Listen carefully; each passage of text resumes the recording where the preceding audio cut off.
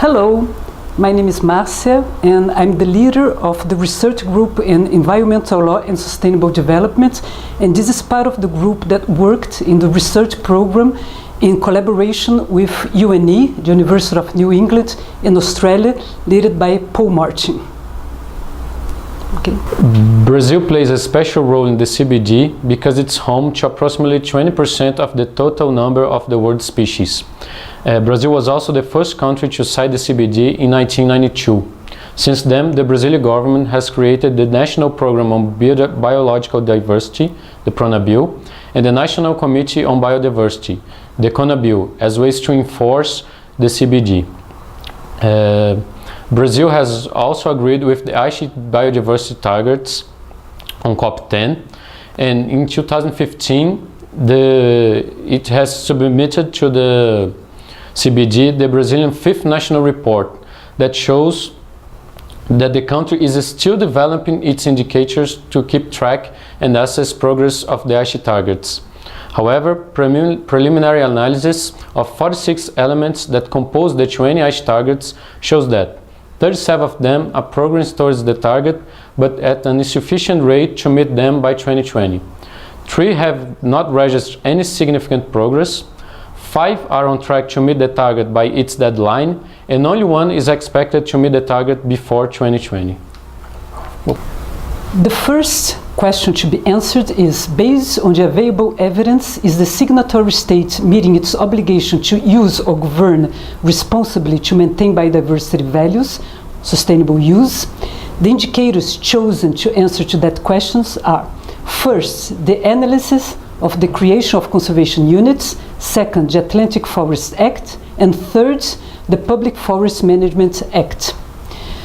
So first, about the creation of sustainable development conservation units, the biggest problem involving the conservation unit system is the lack of investments that leads to the lack of public servers, including rangers, the lack of infrastructure, and the lack of management plans. According to the National Index of Conservation Units, from the total of federal conservation units, 990, only 154 have management plans. That means 79 full protection and only 75 sustainable use. Therefore, the effectiveness of the system is not very high, as it can be seen.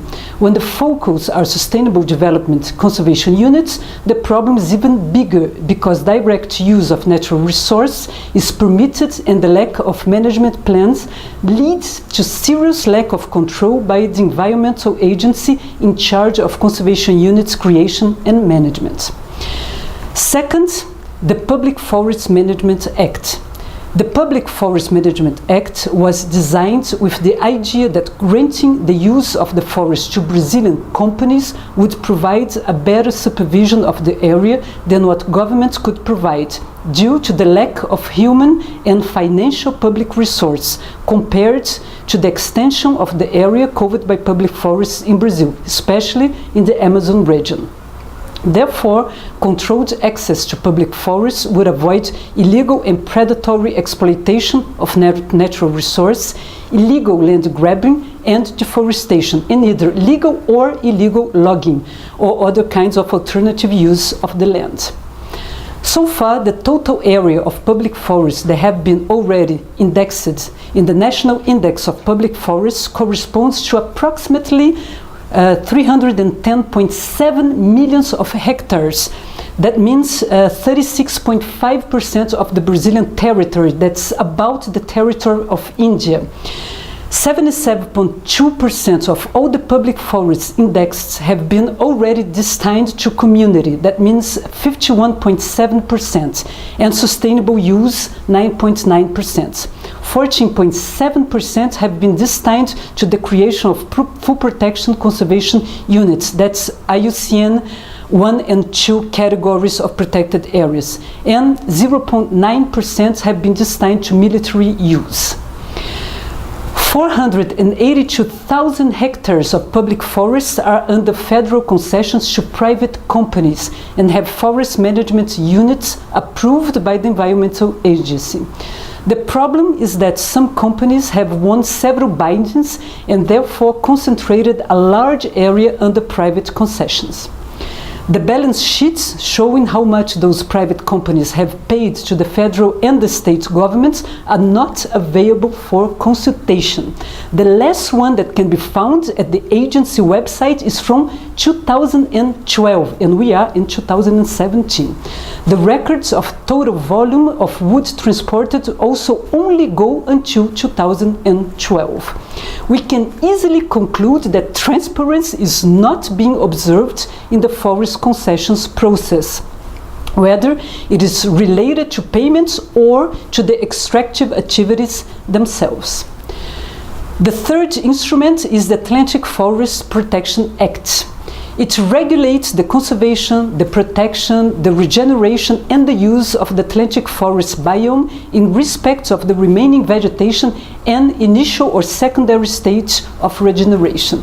The law was extremely necessary due to the alarming degradation levels of the Atlantic forest. There is only 7% of it remaining.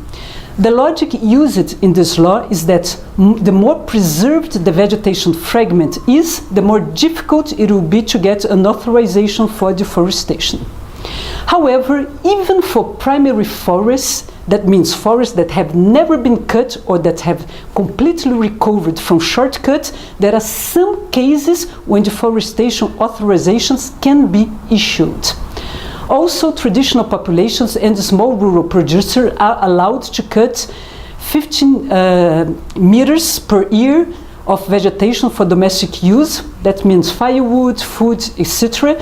and 20 meters every 3 years for constructions or improvements. The problem in that case is that it does not consider that the volumetric growth of the Atlantic forest is between 1.47 and 3.7 meters per year. This can become a problem if small producers or traditional populations grow too much. The conclusion is that although this law has improved the biodiversity protection while allowing certain forms of the Atlantic forest use, control instruments and cases of use must be perfected, as the ones listed in the law can still cause a massive loss of species at an already extremely impacted rainforest. Regarding the allocation of resources to protected areas in Brazil, there is a tendency for scarcity. The budgets allocated to federal conservation units has been the same since 2001. In a period of 10 years, the total area covered had an increase of 83.5%. Brazil has one of the lowest budgets in the world, being R$4 invested per hectare per year. These financing difficulties are serious impediments to the implementation of a conservation policy. In Brazil, public policies for conservation units are ineffective. There are problems of coordination between the stakeholders involved in the management of protected areas. There is also low cooperation, low communication, and low popular participation. The organized civil society are the main support for the implementation of the programs assisted by private initiative. However, more collective involvement and more resources are essential. The precautionary principle is present in several Brazilian norms. The law that regulates the national system of conservation units incorporates the precautionary principle in some situations, when it foresees the possibility of establishment of temporary administrative limitation to the exercise of activities or enterprise to the creation of conservation unit. These limitations are rarely used in Brazil. Furthermore, this law establishes that the management plan is the main management tool of the CUs, having a double aspect, preventive and normative. However, until February 2017, only 154 CUs had management plans. The norm also foreseen the urge of authorization of environment license by the mining office of the CU when the active subject to the elaboration of environment impact study disturbs the CU or its buffer zone. The denial of authorization can be quite delicate due to economic and political pressures. On the other hand, a legislative amendment allowed to the research and the cultivation of genetically modified organisms in the areas of environment protections and in the surrounding of the CUs. This is another legal fragility. It is noticed that there are several obstacles to the implementation of precautionary principle in Brazil. Mining is one of the activities that most damage the environment. There are several gaps in the national system of conservation units regarding to the possibility of mining in these places.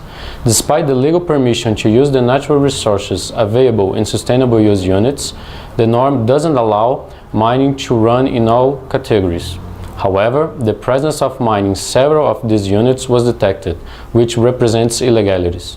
The situation is more serious than it appears, as it was also detected the presence of mining research in 49 federal conservation of full protection units and of effective mining in 19 units of this category. Currently, there are several draft bills to reform the Brazilian mining code. In all, there is environmental regression in several issues because the topic is treated in a generic view.